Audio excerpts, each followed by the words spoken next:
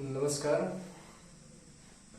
आज एक बार फिर करंट अफेयर्स की वीडियो में आपका स्वागत है। सबसे पहले हम देखते हैं अंतरराष्ट्रीय बौद्धिक संपदा सूचकांक, इंटरनेशनल इंटेलेक्चुअल प्रॉपर्टी इंडेक्स। इसमें जो है हम ये देखेंगे कि ये कब शुरुआत हुई और किस स्थान पर भारत है और कौन फर्स्ट पोजीशन पर है। अंतरराष्ट्रीय बौद्धिक संपदा सूचकांक में इस वर्ष 2022 में भारत का स्थान 43rd है। इसमें शीर्ष पर अमेरिका है, पहले पोजीशन पर अमेरिका है और यूरोप के कंट्री ब्रिटेन, जर्मनी ये सेकेंड एंड थर्ड पोजीशन पर है। भारत 43rd पोजीशन पर है। इससे पहले जो भारत की स्थिति थी वह लगभग 40 था, मतलब 40वें स्थान पर था। यूएस चैम्बर ऑफ कॉमर्स वैश्विक नवाचार नीति केंद्र, इसको कहते हैं ग्लोबल इनोवेशन पॉलिसी सेंटर ने 24 फरवरी से 2022 को अंतरराष्ट्रीय बौद्धिक संपदा सूचकांक 2022 जारी किया है। मैंने यही बताया, 24 फरवरी से 2022 को इसको जारी किया गया, जिसमें भारत का स्थान 43वां है और अमेरिका पहले पायदान पर है। क्वेश्चन यही बनेगा। इसके अंतर्गत वैश्विक अर्थव्यवस्थाओं में पेटेंट, कॉपीराइट नीतियां, जो कॉपीराइट नीतियां होती हैं, उनसे लेकर बौद्धिक संपदा परिसंपत्तियों के व्यवसायीकरण तथा अंतरराष्ट्रीय संधियों के अनुसमर्थन पर बौद्धिक संपदा अधिकारों का मूल्यांकन किया जाता है। इसमें कुल 55 देश हैं। 55 देशों में भारत का स्थान 43वां है। जस्ट मैंने बताया 2021 में 40वां था। जुलाई 2021 में वाणिज्य पर संसदीय स्थायी समिति ने भारत में बौद्धिक संपदा अधिकार व्यवस्था की समीक्षा जारी की है। यह भारत के राष्ट्रीय आईपी, इंटेलेक्चुअल प्रॉपर्टी की बात कर रहा है, पर्यावरण की ताकत तथा देखिए कमजोरियों का व्यापक और विस्तृत अध्ययन प्रस्तुत करता है। 2022 से अमेरिका शीर्ष पर, मैंने भी जस्ट बताया। इसमें अमेरिका, ब्रिटेन, जर्मनी, मैंने बताया कि अमेरिका शीर्ष पर है, Britain second position, Germany third position पर है। इनकी जो स्कोर है, स्कोर 95.48 है अमेरिका का, मतलब 95.48। ब्रिटेन का है 94.14, जर्मनी का है 92.46 और इंडिया का है 38.6 है और वेनेजुएला सबसे लास्ट में है। सबसे लास्ट याद रखिए, इंडिया याद रखिए, पहला पोजीशन याद रखिए। वेनेजुएला 55 पोजीशन पर है, इंडिया 43rd पोजीशन पर है, अमेरिका शीर्ष पर है। इस प्रकार से अंतरराष्ट्रीय बौद्धिक संपदा सूचकांक तय है, इंडेक्स से क्वेश्चन आना तय करता है। फिर इसके बाद देखते हैं Swift. United state, European union, United kingdom ने स्विफ्ट से चुनिंदा रूसी बैंकों को हटाने का निर्णय लिया।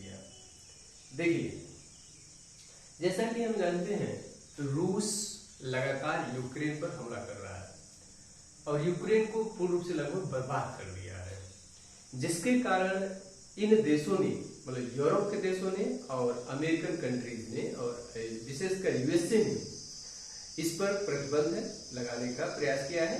जो वहां इनकी जो बैंक है, उन स्विफ्ट जिसको कहते हैं, स्विफ्ट का मतलब है society for world wide inter bank financial telecommunication कहते हैं इसको, स्विफ्ट। ये जो स्विफ्ट है, देखिए जब इस पर प्रतिबंध लगा दिया जाएगा तो रूस के जो पैसे विदेशों में जमा है, 63,000 करोड़ डॉलर फ्रीज कर दिया जाएगा। उसकी संपत्ति है रूस की, वो खत्म कर दिया जाएगा, मतलब फ्रीज कर दिया जाएगा, रोक दिया जाएगा। और इसके प्रतिबंध के कारण रूसी बैंक दुनिया के अन्य बैंकों के साथ बातचीत नहीं कर पाएंगे, खुले रूप से बातचीत नहीं कर पाएंगे। इसकी चर्चा हम करने जा रहे हैं। देखिए, 26 फरवरी 2022 को स्विफ्ट सिस्टम से रूस को बाहर कर दिया गया तथा 63,000 करोड़ डॉलर की संपत्ति को फ्रीज कर दिया गया। जस्ट मैंने बताया, स्विफ्ट से रूस को हटाने का परिणाम यह होगा कि रूसी बैंक विदेशी बैंकों के साथ सुरक्षित रूप से बातचीत नहीं कर पाएंगे, ये मैंने बताया। फिर इसके बाद इससे पहले, हाँ देखिए, इससे पहले जैसे अभी इस समय रूस को स्विफ्ट से बाहर किया गया है, वैसे ही ईरान को 2014 में स्विफ्ट से बाहर किया गया था। इसके पीछे कारण ये था कि वह ईरान के शहर है तेहरान में वह परमाणु परीक्षण किया था, जिसके कारण दुनिया के अन्य विकसित देश नाराज हो गए और उसको स्विफ्ट से बाहर कर दिए। यहाँ पर देखिए, यहाँ है, इससे पहले ईरान को 2014 में तेहरान में अपने परमाणु कार्यक्रम के विकास के कारण स्विफ्ट से बाहर किया गया था। यह घोषणा यूक्रेन पर अकारण हमले के लिए, ये जो रूस को स्विफ्ट से बाहर किया गया उसकी बात किया जा रहा है, लगातार यूक्रेन पर हमला कर रहा है, जिसके कारण उसको बाहर किया गया है। इससे क्या समस्या पैदा होगा वो बात मैंने बताया।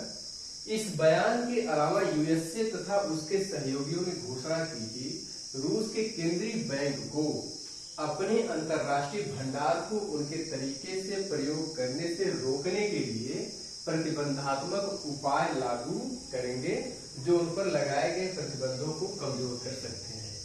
ऐसा नहीं है कि केवल विदेशी बैंक जो है उस पर रोक लगाएंगे, विदेश में जो उनके बैंक है अन्य क्षेत्रों पर भी रोक लगाएंगे, जिससे रूस को चारों तरफ से जो डेवलप्ड कंट्रीज हैं या डेवलपिंग कंट्रीज हैं उनको रोकने का प्रयास कर रहे हैं।